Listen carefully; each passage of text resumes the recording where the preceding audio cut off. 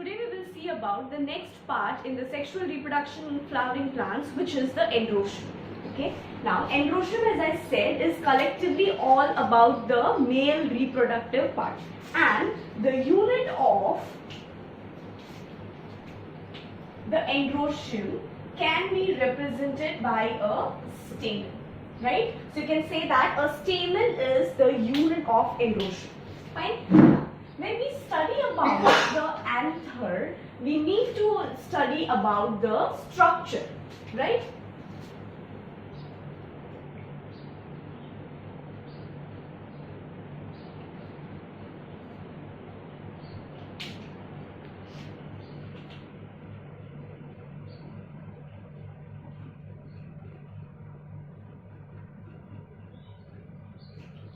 So, if you take the structure of anther, stamen, then there will be two parts.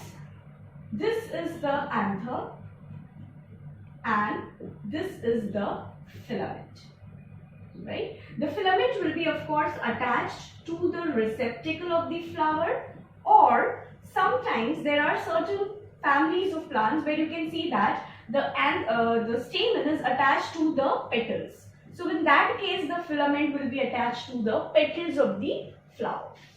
So if I talk about the anther and the filament now, that end of the filament which is towards the receptacle will be called as the proximal end. The one which is towards the anther will be called as the distal end. In between the anther and the filament, there will be a short region, sterile region made up of parenchymatous cells, which will be called as the connective. Okay. Now, this anther is always attached to the filament at a specific position. Depending upon where exactly is the stalk attached to the anther, there can be different types of anthers. So let us first study what are those different types of anthers. The first type of anther can be called as the base-fixed stamen, where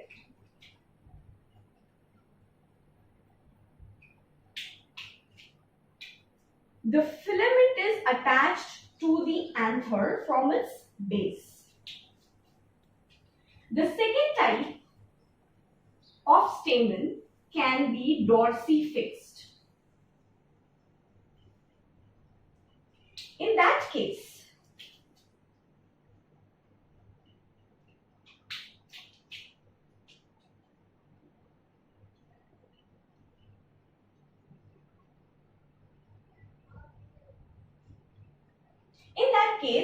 the filament will be attached to the anther from its dorsal surface.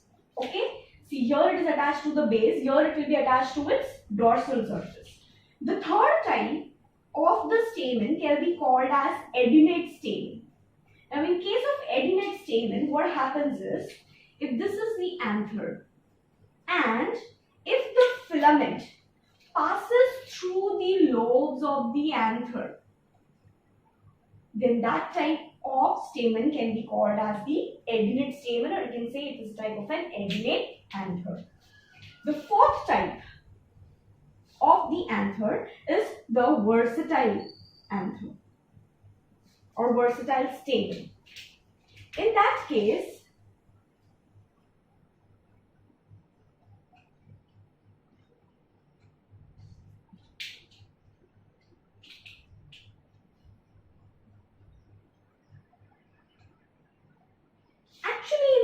what happens is, the filament is attached to the part of the anther only superficially. It is not very well or very firmly attached. It is just superficially holding the anther. These type of, or you can say versatile type of anther, is generally found in those plants which are pollinated by wind, or you can say anemophilous flowers. The reason is, even with a small wind blowing for pollination, the anthers can be easily carried out. The pollen from the anthers can be easily carried. So these are the types of anthers depending upon where is the filament attached to the anther. Now, of course, when you study the structure of the anther, we also need to study the internal structure. So if you take or cut the anther from its, take a transverse section, and under the transverse section the anther is going to appear like this. Okay, it is going to have almost round structure with certain wall layers and the inner cellular layers. Okay. Before studying about what is the internal structure of the anther, we will study certain morphological characters of the anther.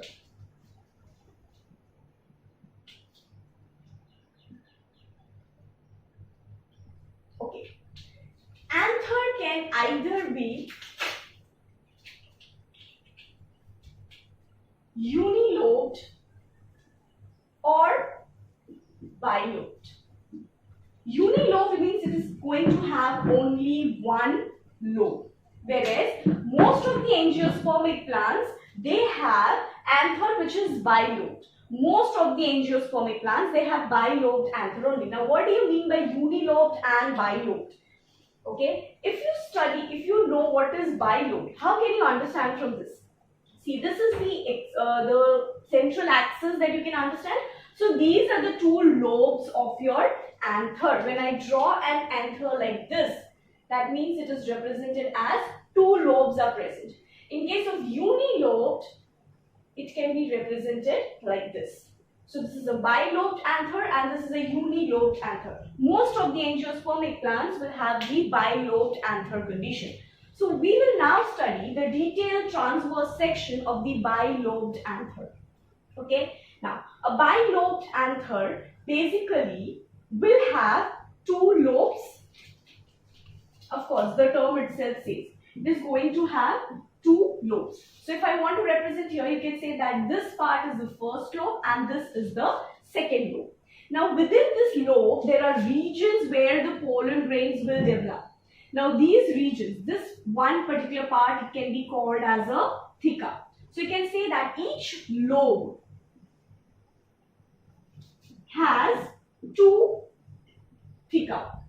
So it can also be called as diathecous. If you talk about the entire anther, then it can be called as tetrathecous because there will be four thecas. Now, theca is the region where exactly there will be development of the microspores or later on the pollen grain development take place, right? So that each theca is going to have a microsporangia region.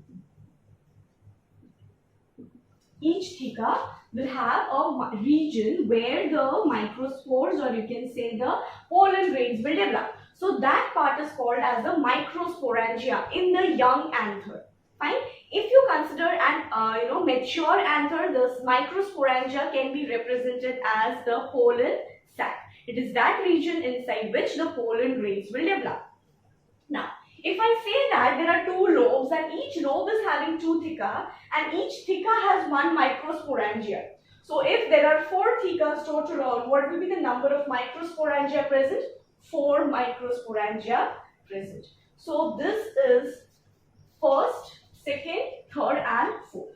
4 microsporangia are present within a anther. Apart from this, you will see that there is a region present which is called as the connective.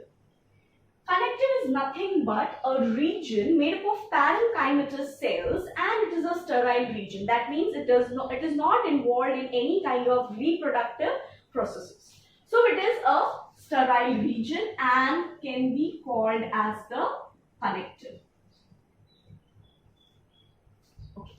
Now, studying the internal structure, when we come to the anatomical parts of the anther, you need to know that anther basically has two regions.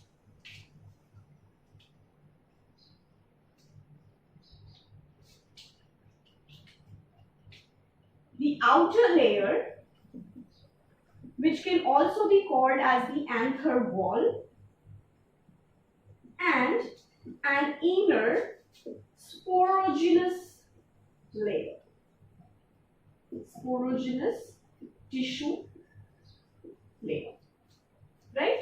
So when I say that the outer layer is present, I need to represent all the cells which are present in this region. So from this area up to this, whatever is the layer of cells covered, they will be forming the outer wall layers, or they can be called as the anther walls. Fine. And inside to this is present a tissue which is going to give rise to the pollen grains, and that tissue will be called as a sporogenous tissue layer.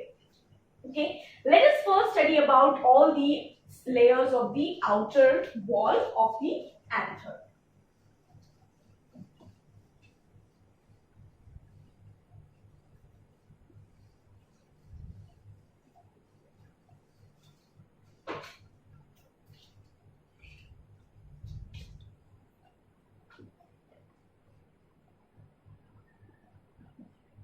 As I said, the anther wall is going to have 4 different layers. The outermost layer is called as the epidermis. The outermost layer is the epidermis. So if I draw the layer here, now epidermal cells are nothing but flat cells, okay, with single layer of cells covering the outermost layer. Okay, so this layer of cells is nothing but the epidermis. That is the outermost layer. So what will be the characteristic? Single layer, flat cells. Right? Its function is nothing but protection to the inner layer of the cells present. The layer which is present beneath the epidermis is called as the endothecium. These endothecium layers, cells of the endothecium, they are compactly arranged, or you can say they are also present radially.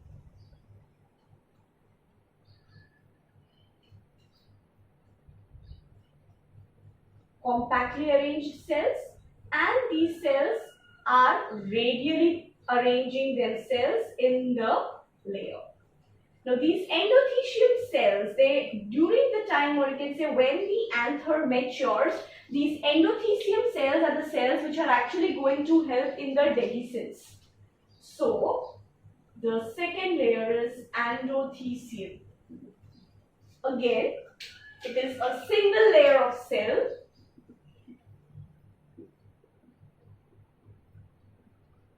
which are radially arranged. Okay, they mostly help. They have a major role in dehiscence of the anther. Dehiscence means breaking of the anther so that the mature pollen grains can be released. So this part is the endothecium. Beneath the endothecium, there will be many layers of cells. They are called as the middle layers. This middle layer of cells can be either 2 to 3 or 4 layered thick. They are nothing but parenchymatous cells which help in supporting the inner cells.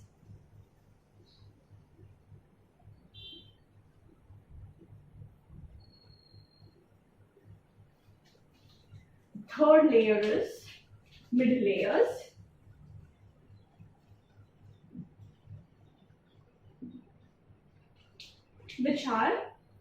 Which consists of 2 to 3 layers of parenchymatous cells.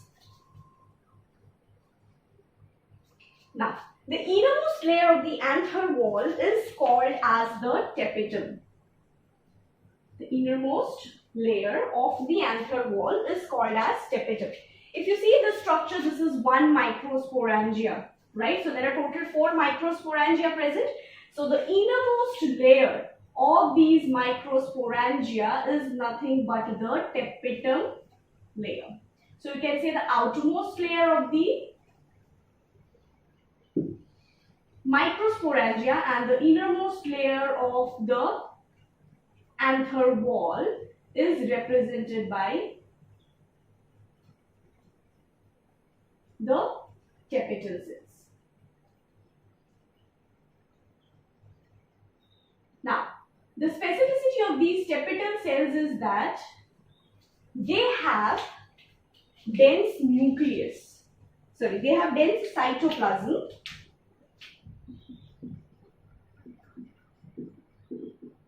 and the cells, tapetal cells, they are generally multinucleate. The reason being, they generally follow the karyokinesis process, which after karyokinesis, cytokinesis is not being followed. So they have these cells, they are multinucleate. Now the tapetum, which is present as the innermost layer, actually has many functions. So let us see the functions of this tapetum one by one. The first function of the tapetum will be that since it is in immediate contact with the sporogenous tissue, which are going to give rise to the microspores, the first and foremost or the important function is it provides nutrition to the microspores, developing microspores. It is going to provide nutrition. The second function of these tapetum is that it has specific bodies called as Ubish bodies. These Ubish bodies secrete a substance called as sporopollenin. We will try and concentrate about the sporopollenin, what exactly is the sporopollenin, where it is present later on. Right now you just need to remember that it secretes sporopollenin. Apart from that, the tapetal cells, they also secrete an enzyme called as calase. Again, calase enzyme also has a specific function which we'll be talking about when we discuss about the microspores. Okay, so this is all about the wall cell layers of the anther wall. Out of all these layers, when you see the layers wise, epidermis, endothecium and the middle layers, all these three together will be involved in protection and dehiscence of the mature anther. Whereas the tapetum, it is not involved in dehiscence, it is basically involved in the nutritive part and formation of the wall layers of the pollen grains. Fine? Okay. Now, coming back to these regions, when you talk about the sporogenous tissue, the innermost layer, which is actually going to play the role, cells of the sporogenous tissue, the inner layer, this will be the cells which will actually help in the formation of the microspores, and later on from these microspores what will develop is the pollen grains, right? Now, how these wall layers, they are going to help in dehiscence. As I said, the endothecium layer, or the second layer, basically before the anther gets mature, as the young anther is maturing, the cells of these endothecium are going to accumulate fibers. So basically it will become a fibrous layer, and these fibrous layer, the fibers make the cells a bit harder, but those fibers will not be secreted in this region of the endothecium cells. So what happens is, compared to the other layers, other cells surrounding the anther wall, the endothecium cells in this particular region, they are more weaker. As a result, when the anther gets mature, it is going to break off from this point. And when it breaks off from this point, the mature pollen grains will be formed here by the time. So those mature pollen grains will be released from these dehiscized anther. So this point from where the anther wall breaks is called as the stomium. Stomium is the part from where the anther wall will break. So this is about the anther wall. Now let us study about what happens inside in the sporogenous tissue.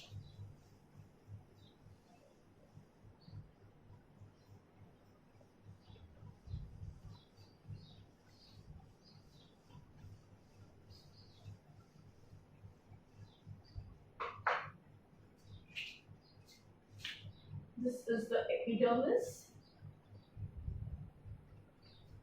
This is the tapetum.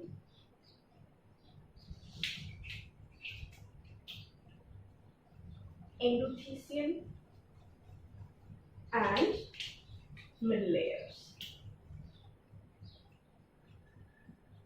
Now, in case of the inner layers or the sporogenous tissue, it is not present from the young anther itself. When the anther is being developing, actually the cells are present in the form of archisporial cells. There are archisporial cells present in the microsporangia.